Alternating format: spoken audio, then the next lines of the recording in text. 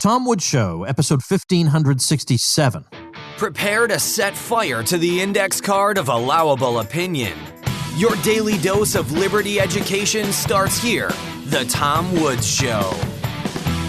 Hi, everybody. Tom Woods here. Jeff Deist Week concludes today.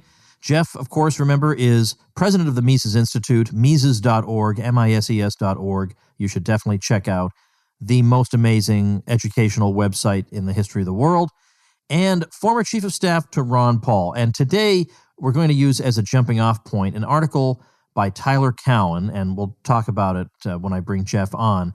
But it's kind of got this theme of, hey, let's be reasonable and admit that the state is actually pretty good at some things. We need to have a balance, and technocrats running things and deciding what needs to be under state supervision and what doesn't.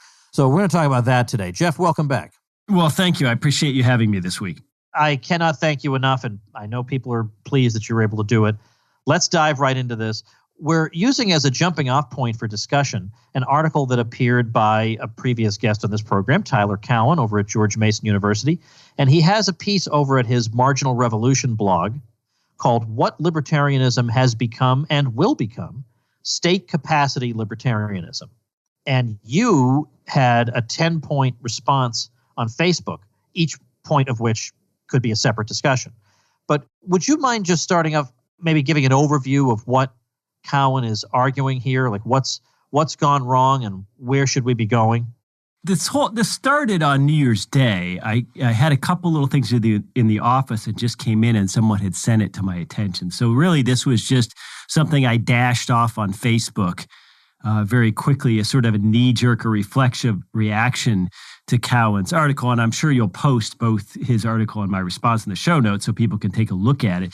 But it was something that I guess normally, I mean, obviously I know who he is. I know several of the professors at George Mason. I know that he also has gigs with the Atlantic and places like that. And I have a very different sort of perspective on, I guess, libertarianism than most people at George Mason, and that's fine. But nonetheless, I probably would not have given it much thought if he didn't have a little jab at Ron Paul at the beginning where he says, well, libertarianism is moribund. It's basically got two branches. One is this, Ron Paulism, which is just a bunch of alt-right and worse. And then the other is the George Mason view, but that's not gaining many new adherents. So that's how he starts off. So that kind of thing just gets to me a little bit because it's so dismissive, and I don't think Tyler Cowen is in a position to be dismissing Ron Paul. I just don't. And it's not about the relative name ID of the two men or comparing their careers or something like that. It's just Ron's a friend, and I defend my friends, and that's it. I mean, even if Ron was wrong, I defend him, against someone like that because he's my friend. So that's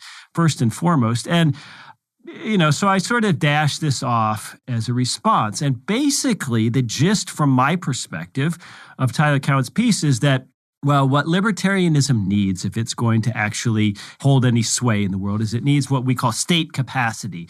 It needs to be able to recognize that while markets are very powerful, there are certain things for which we need government, and government needs to do those things, sort of these big picture projects, whether that means in technology or whether that means in defending the rights of the downtrodden and minorities. And so he sort of goes on to consider all the great things that state capacity libertarianism might affect or might work out for us. And so, it's just kind of a homily of sorts to what we might call pragmatic libertarianism, what we might call the Niskanen Center style of libertarianism. Libertarianism is a term I've heard applied where, there's sort of a role for the state, but there's also a role for civil society and markets. But most importantly, it's all to sort of carry out this bureaucratic or technocratic vision of society where we can't really allow the rubes too much sway because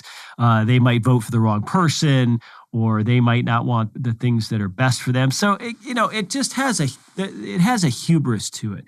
And I don't like to see hubris from academics. If you're some guy who's out there and you started a company and made $1 billion, even then you ought to be humble. But if you're not, you say, hey, look at me, I'm a billionaire. But academics, I think being an intellectual means ought to mean the process of jettisoning one's own hubris, that one ought to have a very inquisitive and open mind towards things that perhaps they don't fully understand. And so his little dismissive chop at Ron Paul was what engendered a response from me. And that's something I think if people go and take a look at the article and my response itself will give them a sense of what I'm talking about.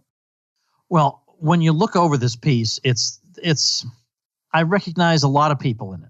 It's things like we're people who recognize that markets have their place, but there are some areas where, let's face it, the state does a very good job, like public health or infrastructure or science subsidies or nuclear power and space programs. We should stand up for those things. And we're not non-interventionist. We should have strong alliances with other relatively free nations. And so I know there are times when Tyler can be very free market in some things that he writes. But by the time you get through all the different exceptions that he's laying out in this piece, well, what are you, middle of the road social democrat? Like what's left at the end of this? Yeah, we've all heard the argument for public goods. That's hardly novel. We've all heard the argument for intervening in the Middle East. That's hardly novel. I think this thing, maybe it was something he dashed off as well, and maybe I'm overreacting in the idea that he's trying to sort of at least superficially come up with a manifesto for some sort of new doctrine. Maybe it's not that, but again, and I think Peter Klein responded to this as well. The idea that for certain things like space and technology and science, we need the hand of government in the form of subsidies or direction. Okay, those arguments are pretty easily parried by libertarians. This isn't new stuff. But what's apparent, though, here is that there is a weariness amongst people like Tyler Cowen and Paul Krugman with the world as it is, with these stubborn natural people out there. And that I particularly object to. I want to see a liberty that is for common people, that is for ordinary people, that is for the soccer mom, that is for the self-employed small business person, that is for the local minister. I really dislike snooty libertarianism. And that's what we're getting here, is this sort of technocratic mindset that certain people know best, and maybe they do, but I'm not so sure that it's our place to say. Being a libertarian means we don't know. It means we don't know what's best for 320 million people in the U.S., much less 7 billion across the world. So that, to me, involves humility. It involves positioning liberty as, a lot of human history and human experience is just muddling through. And the best way to muddle through is privately, where people are putting their own capital towards things, where they have skin in the game, where they have the right incentives, and not having government do things. I think those are two big lessons that we can accept as libertarians. And so when you say that, we ought to be humble and that we ought to allow private solutions to work whenever possible, I'm getting the opposite from this piece by Tyler Cowen. I want to read a little something from what you wrote in response over on Facebook. And maybe if you'll let me reproduce it, I'll reproduce the text of this on the show notes page, tomwoods.com/1567. But you say, there is no political will or constituency for skillful technocratic state management of society. This is a pipe dream, once simply referred to as elusive good government.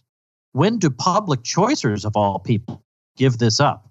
Yeah, of course, the public choice point of view, which we've talked about quite a number of times on this podcast, is very skeptical of state action because they say that state actors have particular incentives that are not the kind of incentives you would want them to have. They're not the incentives that private owners have.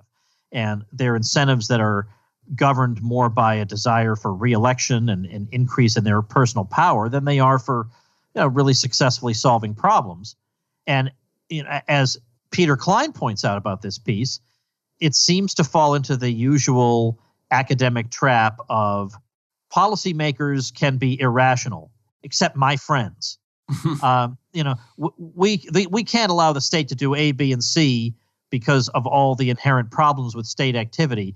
But since D, E, and F are really cool things like space exploration, then we just got to do it. It's like an ad hoc, make it up as you go along philosophy with no clear and obvious principles running throughout. Like, by what fixed principle can we say the state should intervene in providing space exploration and this and that? that's not just arbitrary. I mean, maybe you think space exploration is a good idea, but all right, maybe you privately fund that. I mean, how would you know how much space exploration there should be, or how many of people's private plans should be disrupted so that the resources can be diverted to, of all things, space exploration? How can you possibly know the answer to that? And so that's just a completely arbitrary value judgment. And he's acting like he's a scientific, he's a technocrat who's just dispassionately looking at the evidence and drawing conclusions. No, he's making ethical judgments here about what's right and wrong. And of course, there's no such thing as policymakers. Donald Trump's found that out pretty quickly. Members of Congress find that out. It's all the permanent non-political bureaucracy that never comes or goes. It just stays and grows. Those are the policymakers.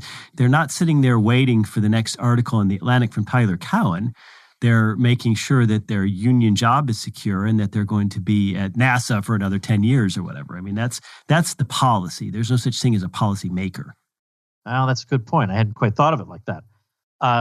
Can we talk about also a phenomenon that you describe in your response to this piece that you call libertarian futurism? I mean, I guess I associate that initially in my mind with Virginia Postrel in Reason years ago.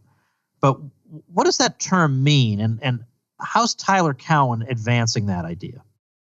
Well, it means that there are people in libertarian sphere who think that there's a deterministic arc to history and that things are always getting better and freer and that liberty is breaking out all over. And of course, we know that that isn't true. There are periods in human history that things have gone sideways, and there are periods in human history where things have gone backwards. So we all have to wake up every day, hopefully, and create a better world that's becoming more prosperous. And look, much of the 20th century and certainly the last few decades have been very bright in terms of infant mortality, in terms of life expectancy, in terms of access to clean air and water, in terms of getting the poorest people on the globe out of desperate poverty. I mean, there are plenty of good signs, and I cheer all that. And I understand that those signs are the result of markets and not state action. As a matter of fact, all of those things occurred in spite of state action, to be frank, especially when it comes to aid to third world countries. We all know what that does, and that's a separate subject. But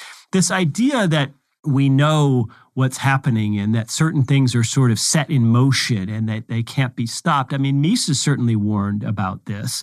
That is something that bothers me. There was a guy on, the website Medium where people post their own stuff, and I wish I could find him. If any of your viewers know, let me know, or listeners know, let me know. But his moniker on Medium was, whatever a futurist is, I'm the opposite. So I really like that because I don't like the idea of determinism in any form. I don't like these silly notions of transhumanism or the singularity or that there's going to be a post-scarcity world. I think all of this is nonsense. I think economics will always be economics. There will always be some form of scarcity. There will always, as a result, be some form of choice and opportunity cost as long as humans are alive. So, anything that drips with foreknowledge of what's going to come in the next few decades, sends up a red flag with me.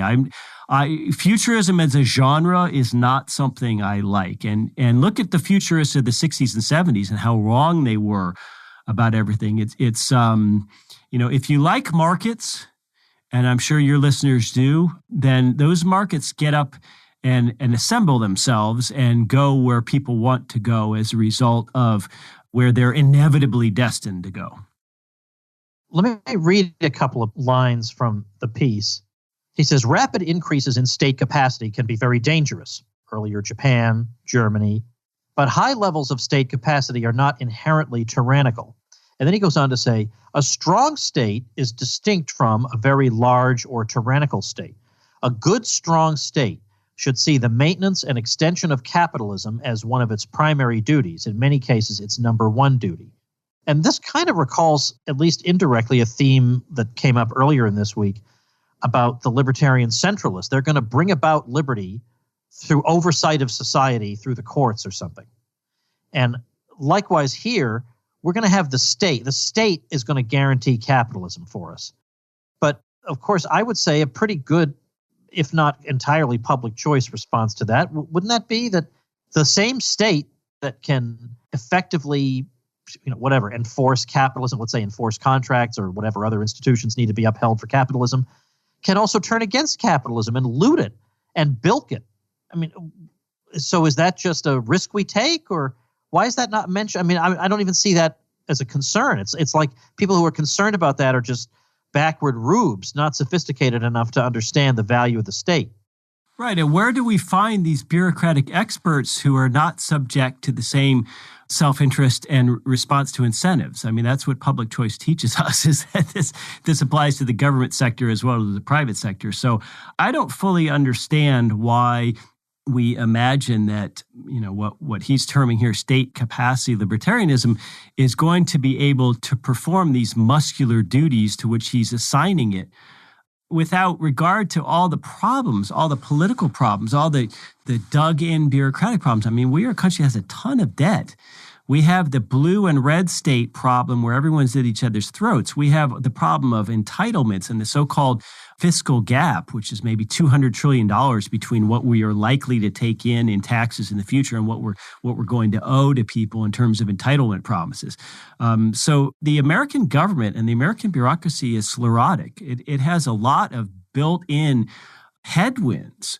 And these things can't just be dispensed with easily so that we can fund some giant space center or whatever it might be. I mean, these things are embedded in the system. So it's a system that needs to be mostly done away with, in my view. It's not something that we can just turn and say, all those old things we used to do, which were give everyone Social Security and Medicare and VA benefits and have all kinds of farm subsidies and, we can't just flip a switch and change the priorities. So I don't know where the political will or the pragmatic element of any of this comes from, and that's fine. I don't care if this is a theoretical stab at how things ought to be. I think that's fine. But, the problem is, of course, the same people who are this pie in the sky are accusing ANCAPs of being just that. We could actually carry on further analyzing this, but I think I'm actually going to pivot here because we are at the end of the week, and I want people to walk away with something. They're walking away with a lot of theoretical stuff, a lot of empirical examples, some current events, but I also want them to walk away with a sense of what can I be doing that would be helpful for what I believe in. And I think we have some ideas of things that are not helpful, and of course there's no silver bullet. If you all do this thing, then we're going to have liberty. But I think people feel like I have only so much time. I have only so many resources. I want to get the most bang for my buck in terms of what's going to go the farthest. Now, obviously, supporting the Mises Institute is up there on the list. But what else can you tell people? Oh, my gosh, that's a tough question. That is so difficult. Ron used to get asked that question all the time in his congressional office and on the campaign trail because there's just no one right answer. I mean, first and foremost, you have to take care of yourself and your own personal situation. That includes, of course, finances. For a lot of people, I would say for younger people, especially if you don't have kids or, particular set of attachments, I would look very strongly at getting a second passport. I mean, the first, you have to, if you can, diversifying yourself politically is probably one of the most liberating things you could possibly do because you're going to have an exit potentially for what I think is going to be a very nasty sort of confluence of debt and problems with the dollar and political problems and maybe even, cultural or sort of a cold civil war here in the United States. So I guess that would be first and foremost. And don't just listen to people about what you need to do with respect to college. I mean, one thing that has changed is life expectancy, and absent some sort of real calamity, hopefully that's going to continue. And so we can expect many of us to live into our 90s, whatever, which means you're going to be working probably well into your 70s and not retiring, let's say, in your 60s like your grandparents might have, and maybe retiring never. So as a result of that, I would counsel younger people, take your time getting through college. It's better to get through college at 30 with zero debt. And now I know that sounds old, versus rushing through at 22 with a bunch of debt. And then some people compound that by, let's say, going to med school. And so they're eating up their whole 20s and they're borrowing hundreds of thousands of dollars, and they get out of school at 28 or so. And then 2 years later, they discover that they don't like being a doctor, right? I mean, I think we're entering an era where people don't work the same job their whole career. They certainly don't work at the same employer their whole career. The gig economy is probably growing, whether we like that or not. And so I think the ability to be nimble and to turn quickly is probably going to be valued in the future. So maybe knowing a little bit about a lot of things is going to be better than knowing, going all in on sort of one subject and devoting your whole life to that, like getting a PhD in economics and trying to find a tenure track job somewhere, which is increasingly a unicorn. And that's what I call going all in. So it's an interesting time, and there's fortunes to be made. There's little kids out there making millions of dollars on YouTube. I'm not saying that's easy, but it's like any crisis. There's opportunity if you want to find it. But, it's, boy, I'll tell you what, you can't count on government to be there for you. That's for sure. Can we close by just saying a brief word about a project that the Mises Institute is doing that features a fellow named Hunter Hastings, and it has to do with entrepreneurship, because that's something sort of practical too, that you don't have to be an academic. You don't have to commit yourself to getting a PhD.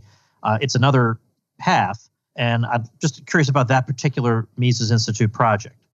Yes, we have a project called E for E, which means Economics for Entrepreneurs, which is sort of a separate track. It's a project at the Mises Institute, but it's housed elsewhere. You can go to LinkedIn, for example, and look up Mises for Business or Economics for Entrepreneurs and find a lot of great content there. So the goal here is to take what is basically the big lessons and the big takeaways of Austrian economics and apply them to entrepreneurship. And as we found over the years in talking to a lot of people and meeting a lot of people, is that people were already sort of applying these things in their business lives almost unknowingly, that they had absorbed these lessons, which are maybe conclusions that one can draw from studying Austrian economics as well. So if we dovetail the two things together, hopefully we might help create people who are more successful and more skillful at making decisions about their business lives, or even their career within an employer's business. So there are so many things which just seem obvious to us, which just seem intuitive, like the idea that consumers determine value rather than the labor theory of value, or the idea that costs determine how much something should be priced. Well, that seems so obvious to us. No, of course, Apple builds an iPhone and they hope people will buy the next generation, and what it costs depends on how much consumers value it, and supply and demand. It doesn't matter how much each the individual units of each iPhone cost, because that's just not how the world works. And that's a core insight of Austrian economics that is apparently not so obvious to most people, and we're still somehow, Tom, debating the labor theory of value or the cost version of value. So Economics for Entrepreneurs is just a project where we can give people some tools, some learning, some knowledge, without any ideology, without any theory, and just sort of package it and say, look, here are some insights that are really going to help you, because there are plenty of people in business who are just not going to read economics. They don't have the time, or it's not their thing. So we have a lot of projects like that going, but this one in particular, and I know some of your listeners are entrepreneurial, I would suggest you go to LinkedIn and find the Mises for Business page and go from there. I guess there actually is one more thing. I remember you saying maybe at the Supporters Summit about a master's program through the Mises Institute in economics. What can you tell us about that? Well, that's a big project. It's really the culmination of years of action and thought by a lot of different people. I mean, if you go way back to, decades ago, Ludwig von Mises had a benefactor in Chicago named Frederick Niemeyer, who was trying to create what they were going to call a liberal institute at the University of Chicago. And they were going to have some financial backers and create what was basically a school of civilization, not just economics, but liberalism broadly. And, for a variety of reasons, that didn't happen. Mises hoped that a graduate program might be created at Grove City. For various reasons that has not materialized. He also hoped that FEE back in the day the Foundation for Economic Education might create a graduate program. But really from our very start in the 1980s with Murray Rothbard as the academic vice president, we've always wanted the Mises Institute to be a school of sorts, an alternative school. And it has been that for people for many, many decades now. They've consumed material and educated themselves, not in traditional ways with 15-week semesters and tuition and books and all that stuff, but in non-traditional ways by consuming our articles, our videos, etc. But we have always identified a hole out there in academia for a real master's degree and a real master's program in Austrian economics. As Mises said, there's all kinds of places where you can learn the so-called mainstream, where you can learn the rest, but there are not too many places where you can learn real, pure Austrian economics. So we have created a program that's going to begin in the fall of 2020, which is going to be very, very inexpensive, which is going to be mostly online, self-guided, and it is going to involve the granting of a master's degree for some people who have an undergraduate degree, but a master's certificate for people who don't. It's going to be a year or two's worth of work, depending on whether one goes full-time or part-time. There's going to be some sort of introductory prerequisite material that you might think of as comprising about a third of the program. There's going to be some really core intermediate material at a graduate or master's level of all kinds of really core Austrian economics, things like the history of economic thought, money and banking, capital interest, structure of production, business cycles, all the things you might imagine that will form really the upper level core of this master's program. And then the final third, if you think of this as maybe 3 10-hour chunks of a 30-hour master's program, the final third is going to be research and creating a paper, just like you might in a master's program anywhere else. So we're going to have a faculty, which of course will consist of Joe Salerno and Mark Thornton, but also other outside advisors. So you'll have a committee of sorts. Patrick Newman who has been the Rothbard's editor on the Conceived in Liberty and the Progressive Era, is going to be heavily involved as an instructor. And we are going to begin taking a small amount of students in the fall of 2020 and issuing them a master's in Austrian economics. So we're excited about it, and it's going to be something that we hope people who are thinking about putting a lot of time and big money into other programs will consider ours. Well, that is fantastic. I mean, I had no idea this was going on. And when I found out about it, I remember I just thought back to years earlier, people talking about this, and I just didn't know how it would work and what kind of accreditation is necessary. It just sounded like a nightmare and an awful lot of work to put together. But I'm glad to hear that it is ongoing. And I've really enjoyed our entire week. I think we've hit a huge array of topics. A lot of people have gotten to know you well. And if you like what you hear, and even if you don't, you should support the Mises Institute, which is really my favorite place in the world physically to be. I thoroughly enjoy being there with all the good folks. I feel very strongly about the Mises Institute, which more than anything else has helped to shape me into who I am. Now, whether that's bragging rights for you or a matter of shame is another matter, but I am very deeply indebted to the Mises Institute. So, Jeff, thanks for your ongoing good work and for your tremendous contribution by being on 5 episodes in a row of the Tom Woods Show. Well, I enjoyed it. Thank you so much, Tom. All right, folks, that's Jeff Deist Week for you. If you're interested in the Austrian School of Economics, by the way, and you just don't know where to start, I have a little resource page with some reading and viewing suggestions for you, and it's over at learnaustrianeconomics.com. You go check that out, learnaustrianeconomics.com. And we should be, I haven't asked him yet, but I'm sure he'll say yes. We should be talking to Scott Horton next week, checking in on what is going on in the Middle East. Thanks for listening, everybody. Become a smarter libertarian in just 30 minutes a day. Visit TomWoods.com to subscribe to the show for free, and we'll see you next time. Like the sound of The Tom Woods Show? My audio production is provided by Podsworth Media. Check them out at podsworth.com.